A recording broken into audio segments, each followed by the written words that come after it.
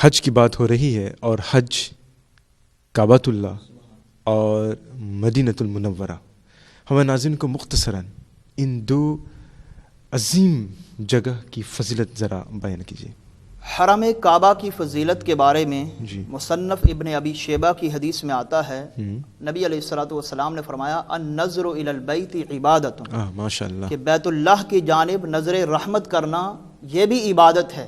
سبحان اللہ۔ فرمایا کہ والطواف بالبیت صلاۃ، اور بیت اللہ کا طواف کرنا ایسا ہے گویا کہ بندہ نماز پڑھ رہا۔ سبحان اللہ۔ پھر ایک اور حدیث میں فرمایا جو کہ طبرانی اور شفا شریف کی ہے، حضرت ابن عباس اس کے راوی ہیں، کہ ان للہ تعالی فی کل یوم ولیلۃ 20 رحمۃ تنزل علی ھذا البیت، کہ اللہ رب العالمین ہر روز دن میں اور رات میں بیت اللہ پر 120 رحمتیں، خاص بھی 120 رحمتیں نازل فرماتا ہے۔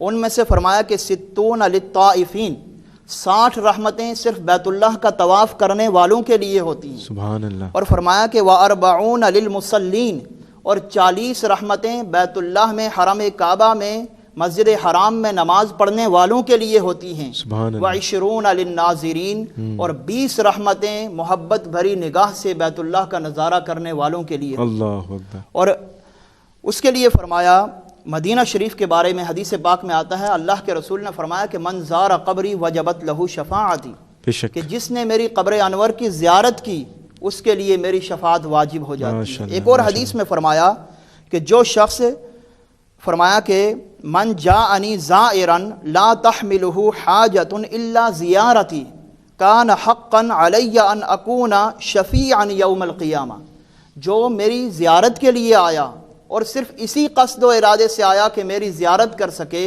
تو فرمایا کہ مجھ پر اس کا حق ہے کہ میں قیامت کے دن اس کے حق میں شفاعت فرماؤں۔ سبحان اللہ۔ ایک اور حدیث میں فرمایا کہ من حج فزار قبری بعد وفاتی کان کمن زارنی فی حیاتی، کہ جس نے حج کیا اور میری وفات ظاہری کے بعد، وصال ظاہری کے بعد میری قبر انور کی زیارت کی، تو اس کا یہ عمل، میری قبر انور کی زیارت کرنا ایسا ہے گویا کہ اس نے حقیقت میں مجھے دیکھا۔ ماشاء اللہ۔ ایک آخری حدیث جس میں مکہ اور مدینہ دونوں کی فضیلت آتی ہے، جی جی، ابن ماجہ کی حدیث ہے، رسول رحمت صلی اللہ علیہ وسلم نے فرمایا کہ جس شخص نے اپنے گھر میں نماز پڑھی تو اس کو 1 نماز کا اجر ملے گا، جو محلے کی مسجد میں نماز پڑھے گا اس کو 25 نمازوں کا ثواب ملے گا، اور جو جامع مسجد میں حاضر ہو کر نماز پڑھے گا اس کو 500 نمازوں کا اجر ملے گا، اور جو میری مسجد نبوی شریف میں حاضر ہو کر نماز پڑھے گا اللہ اس کو 50,000 نمازوں کا ثواب فرمائے گا۔ سبحان اللہ۔ اور جو مسجد حرام میں حاضر ہو کر 1 نماز ادا کرے گا،